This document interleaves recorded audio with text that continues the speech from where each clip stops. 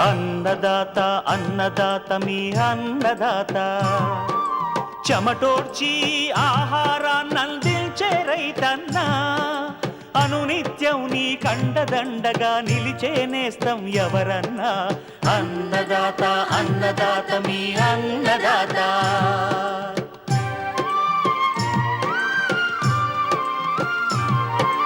నూతన రీతుల సాగుబడికి నూరింతలు పెరిగే దిగుబడికి సూచనలిచ్చే సస్య రక్షణకు పశు పోషణకి శాస్త్ర విజ్ఞానం అందించి ముందుకు నడిపే తెలుగు రైతు భారతదేశానికి మకుటం అయ్యేలా తీర్చిదిద్దే ఆశయంతో మిమ్ము మేలు కొలిపేది అన్నదాత అన్నదాత అన్నదాత మీ అన్నదాత అన్నదాత అన్నదాత మీ అన్నదాత.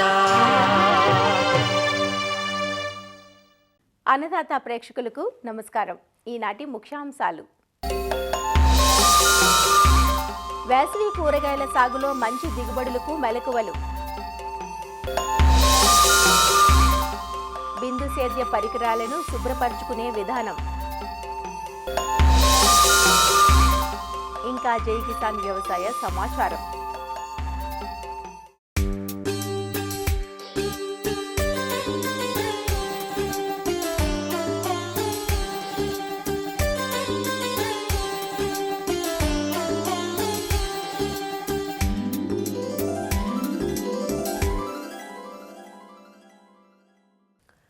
వేసవి రాబోతోంది. ఆ సమయంలో నిత్యావసరాలైన కూరగాయలకు డిమాండ్ ఎక్కువగా ఉంటుంది.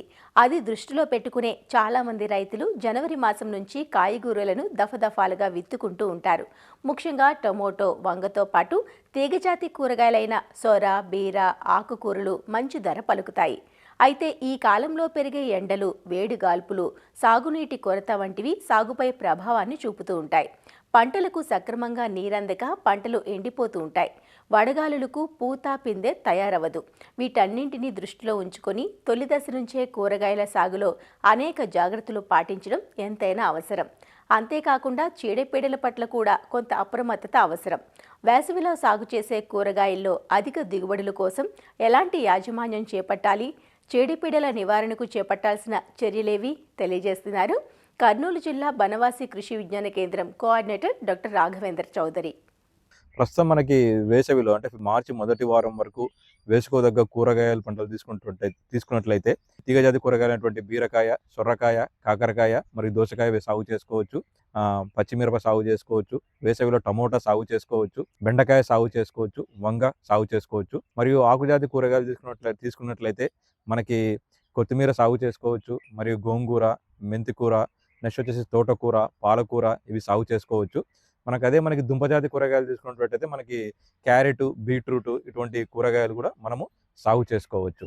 మనకి వేసవి సమీపిస్తుంది కాబట్టి మనకి అధిక ఉష్ణోగ్రతలు ఉంటాయి కాబట్టి మనము ఈ నారు పెంచుకునేటప్పుడు మనకి పాక్షిక నీడలో లేదంటే షేడ్ నెట్లో కనుక పెంచుకున్నట్లయితే ఈ నారు ఈ అధిక ఉష్ణోగ్రతలని తట్టుకొని తొందరగా నారు పెరగడానికి అవకాశం ఉంటుంది. ఈ నారు పెంచుకునేటప్పుడు కూడా మనము ఈ కోకోపిట్ ఏదైతే మనం వాడుతున్నామో ఆ కోకోపిట్లో మనం కొంచెం ట్రైకోడర్మా, సూడోమోనాస్ కనుక కలిపి ఆ కోకోపిట్ కనుక మనం వాడినట్లయితే ఆ కోకోపిట్ ద్వారా వచ్చేటువంటి తెగుళ్ళను కూడా మనం సమర్థవంతంగా అరికట్టుకోవచ్చు. నారు రెడీ అయిన తర్వాత మనకి ఆ నారుని 20 లీటర్ల నీటిలో ఒక 10 ml ఇమిడాక్లోపిరిడ్ మరియు 20 గ్రాముల కార్బెండిజం కలిపి బాగా నీటిలో మనము నారును కనుక ముంచి అద్ది నాటుకున్నట్లయితే మనకి ఈ తొలి దశలో వచ్చేటువంటి రసం పీల్చే పురుగులు మరియు ఇతర తెగుళ్ళ బారి నుంచి కూడా మనము ఈ నారుకుళ్ళు తెగులు కానీ, వేరుకుళ్ళు తెగులు కానీ, ఈ ఎండు తెగులు బారి నుంచి కూడా మనము ఈ కూరగాయ పంటలను కాపాడుకోవచ్చు. మనకి ఈ వేసవిలో మనం కనుక ప్రస్తుతము సాగులో ఉన్నటువంటి కూరగాయ పంటల్లో కనుక మనము యాజమాన్య పద్ధతులు గమనించినట్లయితే ఈ తీగజాతి కూరగాయ పంటల్లో చూసుకున్నట్లయితే అధిక వేడికి ఏంటంటే మనకి మగపూల శాతం ఎక్కువ వచ్చేసి ఆడపూల శాతం తక్కువ వస్తుంది. ఈ మగపూల శాతం తగ్గించి ఈ ఆడపూల శాతం అధికంగా రావడానికి బోరాను 1.5 గ్రాముల లీటర్ నీటికి మరియు జింకు ఒక 2.5 గ్రాములని క్రమం తప్పకుండా పిచికారీ చేసుకున్నట్లయితే ఈ మగపూల శాతం తగ్గి ఆడపూల శాతం అధికంగా రావడానికి అవకాశం ఉంటుంది. అదే మనకి టమోటా, వంగ లాంటి పంటల్లో మనకి ఆడపూల శాతం ఎక్కువగా రావడానికి ప్లానోఫిక్స్ 0.2 ml లీటర్ నీటికి లేదా సైకోసెల్ 10 లీటర్ల నీటికి 2.5 గ్రాములు కలిపి పిచికారీ చేసుకున్నట్లయితే ఈ మగ పూల శాతం తగ్గి ఆడపూల శాతం అధికంగా రావడానికి అవకాశం ఉంటుంది. ఈ ఎండ వేడిమి నుంచి తాత్కాలిక ఉపశమనం కలిగించడానికి, లేదంటే మనం వడదెబ్బ నుంచి మొక్కను రక్షించుకోవడానికి మనము 3/19 5 గ్రాములు లీటర్ నీటికి, లేదా 13-0-45 5 గ్రాములు లీటర్ నీటికి, లేదా కాల్షియం నైట్రేట్ ఒక 5 గ్రాములు లీటర్ నీటికి, లేదా సున్నం 2 కిలోల సున్నంని 20 లీటర్ల నీటిలో బాగా కరిగించి పిచికారీ చేసుకున్నట్లయితే మనకి ఈ ఎండ వేడిమికి మొక్కలు తట్టుకునే శక్తిని సంపాదించుకొని తిరిగి కొంచెం కోలుకోవడానికి అవకాశం ఉంటుంది. ఇవే కాకుండా రసం పీల్చే పురుగుల నుంచి కాపాడుకోవడానికి మనము వేపగింజల కషాయం లేదా వేప నూనె 500 ppm అయితే 5 మిల్లీలీటర్లు లీటర్ నీటికి పిచికారీ చేసుకున్నట్లయితే ఈ రసం పీల్చే పురుగుల బారి నుంచి మనం కూరగాయ పంటలను కాపాడుకోవచ్చు. తర్వాత మనకి చుట్టూ జొన్న కానీ సజ్జ కానీ వేసుకున్నట్లయితే కూరగాయ పంటల చుట్టూ ఇతర తోటల్లో నుంచి కానీ పక్క తోటల్లో నుంచి కానీ మనకి రసం పీల్చే పురుగులు కానీ రెక్కల పురుగులు కానీ ఒక తోట నుంచి ఇంకో తోటకు రాకుండా మనము ఈ పంటను కాపాడుకోవచ్చు. ఇంకొకటి వచ్చేసి మనకి పొలంలో అక్కడక్కడ ఎకరాకి 10 చొప్పున పసుపు రంగు జిగురొట్టెలు మరియు 10 చొప్పున నీలం రంగు జిగురొట్టెలు కనుక అక్కడక్కడ అమర్చుకున్నట్లయితే ఈ పసుపు రంగుకి ఈ మనకి పచ్చదోమ, తెల్లదోమ, నల్లి ఆకర్షితమై అత్తుకొని చనిపోవడం జరుగుతుంది. మరియు ఈ నీలం రంగు జిగురొట్టెలకి తామర పురుగు అత్తుకొని చనిపోవడం జరుగుతుంది. కాబట్టి పురుగు మందుల మీద పెట్టే ఖర్చు కూడా గణనీయంగా తగ్గడం జరుగుతుంది. ఇది కాకుండా మనకి ఉధృతిని ఎక్కువగా మనం గమనించినట్లయితే ఇమిడాక్లోపిడ్ 0.5 మిల్లీలీటర్లు లీటర్ నీటికి, లేదా డైమిథోయిడ్ 2 మిల్లీలీటర్లు లీటర్ నీటికి కనుక మార్చి మనం కనుక పిచికారీ చేసుకున్నట్లయితే పంటను కాపాడుకోవచ్చు. ఈ వేసవిలో కూరగాయలు సాగు చేసుకునే వాళ్ళు క్రమం తప్పకుండా నీరు ఇవ్వాలి. అదే మనం కనుక ఈ ఫ్లడ్డింగ్ మెథడ్లో కాకుండా పారే పద్ధతిలో కాకుండా డ్రిప్పు స్ప్రింక్లర్లు ఇచ్చుకున్నట్లయితే మనకి నీటిని ఆదా చేయడంతో పాటు మనకి నాణ్యమైన దిగుబడి పంట తీయడానికి అవకాశం ఉంటుంది తక్కువ ఖర్చుతోనే. మనకి ఈ కూరగాయ పంటల్లో మనకి ఖచ్చితంగా ఈ వేసవి ఉష్ణోగ్రతల పంటను కాపాడుకోవడానికి ఖచ్చితంగా వారానికి 2 సార్లు మనం కనుక నీటి తడులు డ్రిప్ ద్వారా స్ప్రింక్లర్ ద్వారా కనుక ఇచ్చుకున్నట్లయితే మనకి ఈ వేసవి తాపం నుంచి పంటలను కాపాడుకోవచ్చు. నీటి తడులు ఇచ్చుకునేటప్పుడు మనము నీటి తడులు అనేవి ఉదయం వేళలో కానీ సాయంత్రం వేళలో మాత్రమే ఇవ్వాలి. ఇది కాకుండా మనకి వేసవిలో తెగుళ్ళ విషయానికి వస్తే ఎక్కువగా కూరగాయ పంటల్లో ఆకుమాడు తెగులు ఎక్కువగా రావడం జరుగుతుందండి. దీన్ని లీఫ్ బ్లైట్ అంటారు. మనకి టమోటాలో కానీ, నెక్స్ట్ వచ్చేసి మనకి పొటాటోలో కానీ, నెక్స్ట్ వచ్చేసి ఇతర కూరగాయ పంటల్లో కూడా మనకి ఆకుమాడు తెగులు ఉధృతి ఎక్కువగా గమనించడం జరుగుతుంది. ఆకుమాడు తెగులు మీరు కనుక గమనించినట్టయితే అంచుల నుంచి మాడుకుంటూ ఆ తర్వాత దశలో ఆకు మొత్తం వాడిపోవడం జరుగుతుంది. ఈ ఆకుమాడు తెగులు నివారణకి మనకి జీవ శిలీంద్రనాశనమైనటువంటి ట్రైకోడర్మా 5 గ్రాముల లీటర్ నీటికి, లేదా సూడోమోనాస్ 5 గ్రాముల లీటర్ నీటికి మనము గనక క్రమం తప్పకుండా ఒక వారం రోజులు 2 సార్లు పిచికారీ చేసుకున్నట్లయితే ఈ ఆకుమాడు తెగుల నుంచి మనం పంటను కాపాడుకోవచ్చు. అదే మనకి ఇతర శిలీంద్రనాశనాలు అయితే మనకి కార్బనిజం ఒక 2 గ్రాముల లీటర్ నీటికి, లేదా థయోఫినేట్ మిథైల్ ఒక 2 గ్రాముల లీటర్ నీటికి కలిపి పిచికారీ చేసుకున్నట్లయితే మనకి ఆకుమాడు తెగుల్ని కూడా మనం సమర్థవంతంగా నివారించుకోవచ్చు.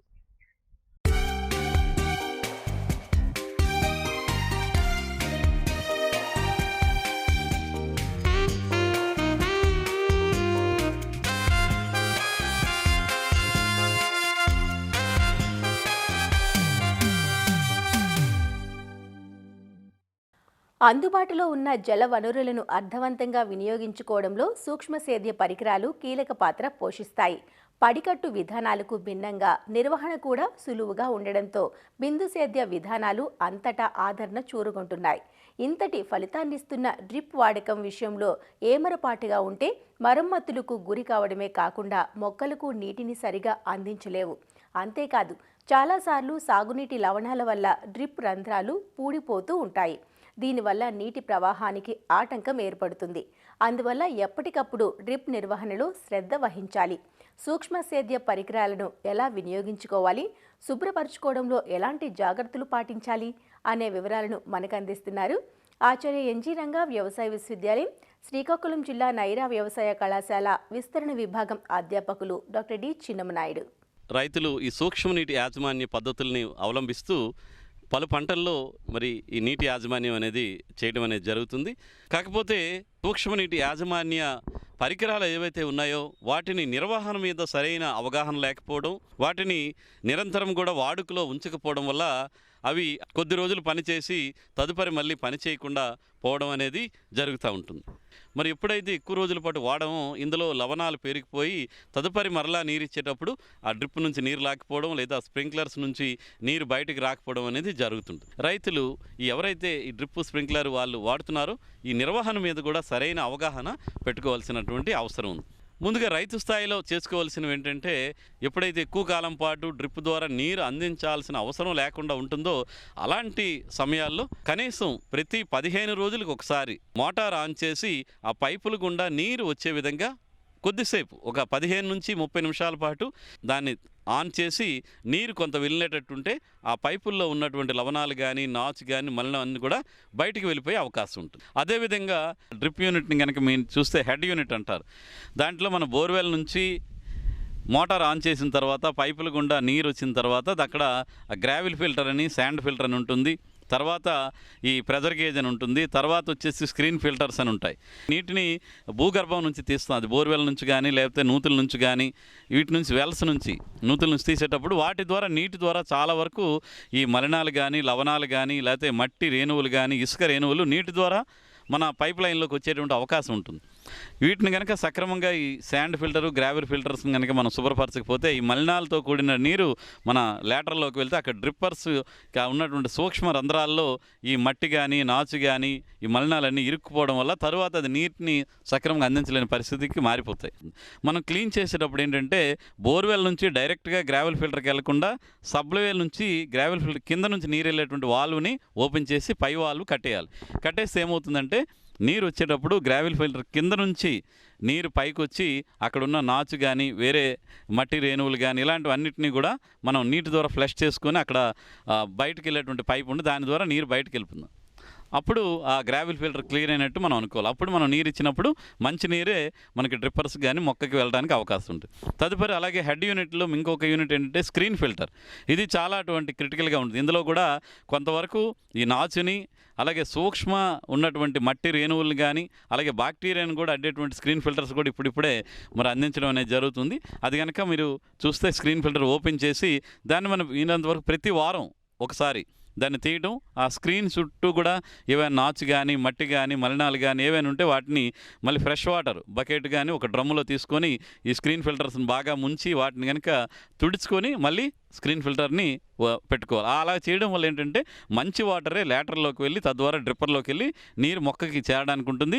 ఇలా చేయడం వల్ల ఎక్కువ కాలం పాటు మనకి డ్రిప్ వ్యవస్థ అనేది బాగా పనిచేయడానికి అవకాశం ఉంటుంది. ఇక అక్కడి నుంచి పోతే మనకి ఈ వర్షాకాలంలో నీరు ఇవ్వం కాబట్టి లేటరల్ దానికి ఉన్న డ్రిప్పర్స్ కూడా చాలా వరకు మూసుకుపోవడం అనేది జరుగుతుంది. దీనికోసం ఏం చేయాలంటే మనం ఒక నెల రోజులకు ఒకసారి అయినా కానీ మనం మోటార్ ఆన్ చేసి ఈ లేటరల్ చివర మనకి ఎండ్ క్యాప్స్ అని అంటారు, మీరు మడత పెట్టి ఉండి క్యాప్ తగిలించి ఉంటుంది, ఆ ఎండ్ క్యాప్స్ని ఓపెన్ చేయాలి అన్నీ కూడా. అదేవిధంగా వాల్వ్స్ ఉంటాయి, వాటర్ ఎయిర్ వెంట్ వాల్వ్స్ అని ఉంటాయి, వాటర్ వెంట్ వాల్వ్స్ ఉంటాయి, ఆ వాల్వ్స్ని కూడా ఓపెన్ చేసేయాలి. బోర్వెల్ ఆన్ చేసి ఈ విధంగా ఒక 10 నుంచి 15 నిమిషాల పాటు కనుక ఆన్ చేస్తే అప్పటికి ఆ పైపుల్లో ఉన్నటువంటి లవణాలు కానీ మట్టి రేణువులు కానీ నాచు అంతా కూడా బయటికి బాగా ఫ్లష్ అయిపోయి తదుపరి మళ్ళీ నీరు అందించేటప్పుడు మనకు బాగా పనిచేయడం జరుగుతుంది. కాబట్టి మనకి తదుపరి ఎక్కువ కాలం పాటు డ్రిప్పు మనకు ఉపయోగంలో ఉండేటువంటి అవకాశం ఉంటుంది. ఇది బేసిక్గా ముందుగా చేయాల్సినటువంటి క్లీనింగ్. ఇది రైతు స్థాయిలోనే చేసుకోవచ్చు, చిన్నపాటి సాంకేతిక పరిజ్ఞానం ఉంటే చేసుకోవాల్సినటువంటి అంశం. ఇంకొకటి ఏంటంటే రైతులు ఎక్కువగా ఈ డ్రిప్ పరికరాలని ఇప్పుడు ఫెర్టిగేషన్ అంటే ఈ డ్రిప్ నీటి ద్వారానే ఎరువులు కూడా అందించేటువంటి ప్రక్రియ కూడా పాటిస్తున్నారు. దీనిలో కూడా వాడేటువంటి ఎరువులు కూడా చాలా ముఖ్యం. డ్రిప్ ఎక్కువ కాలం మన్నాలంటే నీటిలో కరిగేటువంటి ఎరువులను మాత్రమే డ్రిప్ ద్వారా ఎరువుల్ని మొక్కకు అందించేదానికి వాడుకోవాలి. అదేవిధంగా ఫెర్టిగేషన్ ద్వారా ఎరువులు అందించినప్పుడు ముందు నీరు ఎలాగో వదిలిపెడతారు, ఫెర్టిగేషన్ అయిపోయిన తర్వాత కూడా మరలా ఒక 10-15 నిమిషాల పాటు మామూలు సాధారణ ఫ్రెష్ వాటర్ని కనుక మనం వదిలిపెడితే అప్పుడు ఈ ఎరువులకు సంబంధించిన ఏవైనా ఉండే లోపల ఉండిపోకుండా క్లీన్ అయిపోవడం అనేది జరుగుతుంది. ఈ విధంగా చేసుకోవాలి. ఇకపోతే ఇంకొకటి యాసిడ్ ట్రీట్మెంట్. అంటే మామూలుగా నీరు వదిలినప్పటికీ ఎక్కువ రోజుల పాటు మనం వాడకుండా ఉంటే అందులో లవణాలు ఎక్కువ పోరికిపోతాయి. అప్పుడు సాధారణంగా నీరు వదిలితే ఆ లవణాలు బయటికి రావు. అప్పుడు అలాంటి దానికి ఈ యాసిడ్ ట్రీట్మెంట్ అనేది ఒక ప్రత్యేకమైనటువంటి క్లీనింగ్ ప్రాసెస్ చేసుకోవాలి. దీనికి మనం ఫాస్ఫారిక్ యాసిడ్ని వాడడానికి రైతులు ఎక్కువగా ప్రయత్నం చేయాలి. దీనికోసం కూడా మనం ఏంటంటే ఈ యాసిడ్ ట్రీట్మెంట్ చేసేటప్పుడు కొంచెం సాంకేతికపరమైన అంశాలు దృష్టిలో పెట్టుకోవాలి. దీన్ని ఏంటంటే డిశ్చార్జ్ ఎంత వెళ్తుంది, మన బోర్వెల్ నుంచి గంటకి పొలంలోకి నీరు ఎంత వెళ్తుంది అనేది ఒకటి అంచనా వేసుకోవాలి. మనకి మెయిన్ హెడ్ యూనిట్ దగ్గర వెంచురీ అని ఉంటుంది. అంటే మనం బయట నుంచి అంతేటువంటి ఎరువు నీరు కానీ లేదంటే ఈ ఆమ్ల నీటిని పీల్చుకోవడానికి వెంచురీ అంటాము. దాన్ని కూడా మనం ఈ వెంచురీ సక్షన్ కెపాసిటీ ఎంత, దీన్ని బట్టి మనం టోటల్గా ఎంత నీటి మోతాదులో ఎంత ఆమ్లాన్ని కలపాలనేది మనం నిర్ణయించుకుంటాం. దీనికోసం ఏంటంటే నీటిలో మనం ఏదైతే ఫాస్ఫారిక్ యాసిడ్ 1 ml ముందుగా కలుపుకోవడం, తర్వాత 2 ml 3 ml ఇలా కలిపేటప్పుడు ప్రతిసారి కూడా ఆ లిట్మస్ పేపర్తో చెక్ చేస్తే ఎప్పుడైతే ఆ లిట్మస్ పేపర్ ఎర్రగా మారుతుందో అప్పుడు ఆమ్ల గుణానికి నీరు చేరిందని నిర్ణయించుకొని, అలాగే 1 లీటర్కి 2 ml పడితే 2 ml లెక్కేసుకొని ఆ విధంగా మనం గంటకి ఎంత డిశ్చార్జ్ అవుతుంది, 5600 లీటర్ల వరకు డిశ్చార్జ్ అవుతుంది. కానీ మనం ఈ ఫెర్టిగేషన్ పద్ధతి మొత్తం కూడా 15 నిమిషాల్లోనే పూర్తి చేయాలి.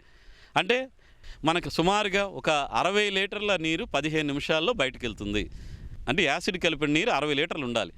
ఈ లెక్క ఇలా వేసుకునేటప్పుడు మనకు 5600 లీటర్లు ఇంటూ 2 ml చూసుకుంటే సుమారుగా ఒక 11.5 లీటర్ల యాసిడ్ అవసరం ఉంటుంది 1 గంట నీటిలో. దాన్ని మనం 4వ వంతుకి చేసేటప్పుడు మనకి 12 లీటర్ల యాసిడ్ని 60 లీటర్ల నీటికి కలుపుకొని మనం గనక ఆ నీటిని వెంచురీ ద్వారా ఒక 15 నిమిషాల పాటు పంపించాలి. ఈ విధంగా పంపించిన తర్వాత దాన్ని సుమారుగా ఒక 12 నుంచి 24 గంటలు అలాగే విడిచిపెట్టేస్తాం. తర్వాత మరలా మోటార్ ఆన్ చేసి మనం కనుక వాటర్ని బయటికి పంపించి మనం ఫ్లష్ అవుట్ కనుక చేసామనుకుంటే ఈ లోపల ఉన్న యాసిడ్ లోపల ఉన్న లవణాలన్నింటినీ మలినాలన్నింటినీ కరిగించేస్తుంది. అప్పుడు డ్రిప్పర్ల ద్వారా కానీ లేటరల్ ఫ్లష్ అవుట్ ద్వారా అంతా లవణాలు కలిపిన నీరంతా కూడా బయటికి ఫ్లష్ అయిపోతుంది. ఈ విధంగా మనం డ్రిప్ క్లీనింగ్ అనేది చేసుకోవాలి. ఒకవేళ మీరు అర్థం చేసుకోగలిగితే మీ స్థాయిలోనే ఈ ఫాస్ఫారిక్ యాసిడ్తో యాసిడ్ ట్రీట్మెంట్ చేయొచ్చు. లేకపోతే మీరు ఏదైతే కంపెనీ నుంచి ఈ డ్రిప్ పరికరాలను కొనుగోలు చేశారో వాళ్ళని పిలిస్తే నెల రోజులకు ఒకసారి లేదా 3 నెలలకు ఒకసారి యాసిడ్ ట్రీట్మెంట్ చేయొచ్చు. ఈ విధంగా మనం డ్రిప్ వాడడంతో పాటుగా వీటిని నిర్వహణ కూడా సక్రమంగా చేసినప్పుడు మాత్రమే డ్రిప్ పరికరాలు ఎక్కువ కాలం పాటు వచ్చి మనం నీటిని కూడా అన్ని పంటలకి సమర్థవంతంగా వాడుకోవడానికి ఉపయోగకరంగా ఉంటుంది.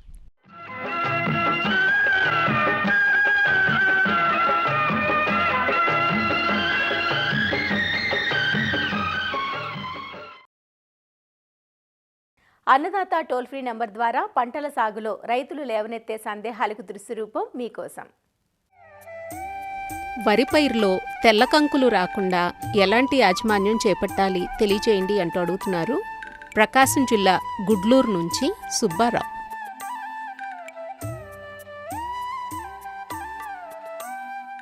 ఈ దాల్వా సీజన్లో వరిలో కాండం తెలిచే పురుగు అనేది ప్రధాన సమస్యగా ఉంది. అయితే రైతాంగం రకరకాల పురుగు మందులు గుళికలు వాడుతున్నారు. అయినప్పటికీ కూడా మనం సరైన అందులో నివారణ చేయలేకపోతున్నామని కూడా చెబుతున్నారు. ముఖ్యంగా కాండం తెలిచే పురుగు అనేది ఇప్పుడు ప్రస్తుతము పొట్టదశలో ఉంది కాబట్టి అలాగే మనకి తెల్లకెంకు వచ్చే అవకాశం కూడా ఎక్కువ ఉంది. కొంత లేటుగా వేసిన ఆలస్యంగా కూడా వేసిన వరి పొలాలు కూడా ఉన్నాయి. అయితే మొదటి దశలో అంకురం ఏర్పడిన 10 రోజుల లోపే ఎలాంటి గుళికలు అన్నా కానీ వేసుకోవాలి. ఈ కార్బోఫిరాన్ గుళికలు అయితే మనం సుమారు ఒక 10 నుంచి 12 కేజీల వరకు వేసుకోవచ్చు. అలాగే కార్టాఫైడ్రోక్లోరైడ్ గుళికలు కూడా ఒక 8 కేజీల వరకు వేసుకోవచ్చు. అలాంటివి కూడా గుళికలు కూడా వేసి నివారించవచ్చు. అంతేకాకుండా గుళికలతో పాటు మనము ఒక ఇసుకని కూడా కొంత 20 కేజీలు 25 కేజీలు ఇసుకని కూడా కలిపి జల్లితే కూడా సమానంగా ఈ గుళికలు కూడా జల్లడానికి కూడా అవకాశం ఉంది. అయితే అంతేకాకుండా నీటి యాజమాన్యం కూడా ఈ గుళికలు వేసేటప్పుడు జాగ్రత్తలు పాటించాలి. నీటిని జాగ్రత్తగా మొత్తం బయటికి తీసివేసిన తర్వాత సుమారు 1 సెంటీమీటరు నీటిలో కనుక ఉన్నట్లయితే అలాంటిది పదును మీద ఉన్నప్పుడైతేనే మనం గుళికలు వేసినప్పుడు పనిచేస్తాయి. మనము లింగాకర్షణ బుట్టలో కూడా ఎకరానికి 3 పెట్టుకొని కూడా ఈ పురుగుల ఉద్ధృతిని ఎప్పటికప్పుడు గమనించకుండా ఉండొచ్చు. అయితే ఎక్కడైతే నీటి యాజమాన్యం చేయలేమో అంటే నీళ్లు ఎక్కువగా నిలబడతాయో లోతట్టు ప్రాంతాలు ఉంటాయో అలాంటి ప్రాంతాల్లో గుళికలు వేయకుండా పైనుంచి పిచికారీ చేసుకుంటేనే మనం ఈ కాండం వచ్చే పురుగుని సమర్థవంతంగా నివారించవచ్చు. ఆ క్లోరాంటినిలిప్రోల్ అనే మందుని కూడా 0.3 నుంచి 0.4 ml వరకు లీటర్ నీటికి కలుపుకోవచ్చు. అలాగే ఎసిఫేట్ కనుక అయితే 1.5 గ్రాములు లీటర్ నీటికి కానీ వీడు కూడా పెట్టుకోవచ్చు. అంతేకాకుండా మనకి కార్టాఫ్ హైడ్రోక్లోరైడ్ కూడా 50 SP పౌడర్ కూడా ఉంటుంది. అది కూడా 2 grams పర్ లీటర్ నీటికి కూడా కలిపి పిచికారి చేసుకోవచ్చు. వీటిలో ఏదైనా మందులను కూడా పిచికారి చేసి నివారించుకోవచ్చు.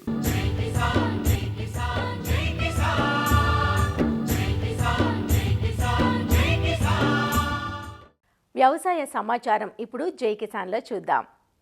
ఉభయ గోదావరి జిల్లాల్లో కొబ్బరి, ఆయిల్ ఫామ్ తోటల్లో బహువార్షిక అంతర పంటగా అధిక విస్తీర్ణంలో సాగులో ఉన్న పంట కోకో. గత కొన్నేళ్లుగా మెరుగైన దిగుబడులతో రైతులకు లాభాలను అందిస్తోంది. అయితే ఈ మధ్యకాలంలో తోటల్లో పెరిగిన చీడపీడలు రైతులకు ఆందోళన కలిగిస్తున్నాయి. దిగుబడులు తగ్గడమే కాకుండా గింజ నాణ్యత కూడా తగ్గిపోతుందని, ధరలు సైతం ఆశించినంత రావడం లేదంటూ రైతులు ఆందోళన చెందుతున్నారు. కూలి మనిషిని పెట్టాలంటే 300 అవుతుంది రోజుకి.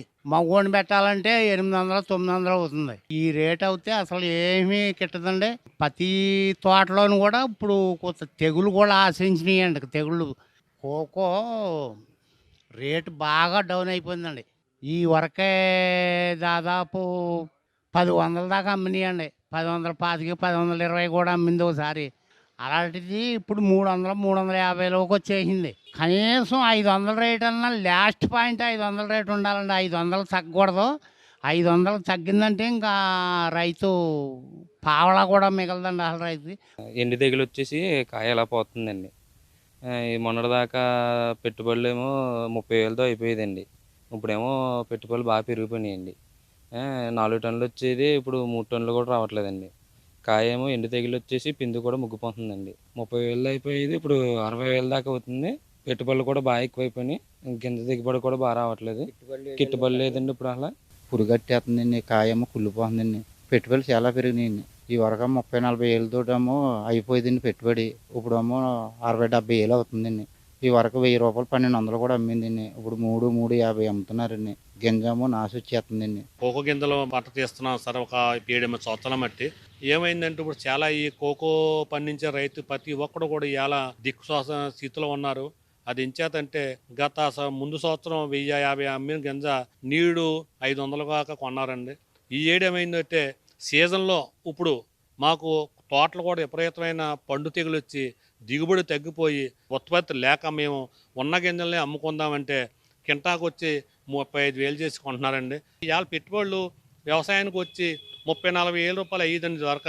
ఇప్పుడు మందు బత్తాలు పెరిగిపోయి కూలి పనులు పెరిగి 60-70 వేలు అయిపోతుంది. గవర్నమెంటే ఏదైనా ఈ కోకో బోర్డు ఏదైనా పెట్టి మద్దతు ధర ప్రకటిస్తే బాగుంటుందని మేము కోరుకుంటున్నామండి.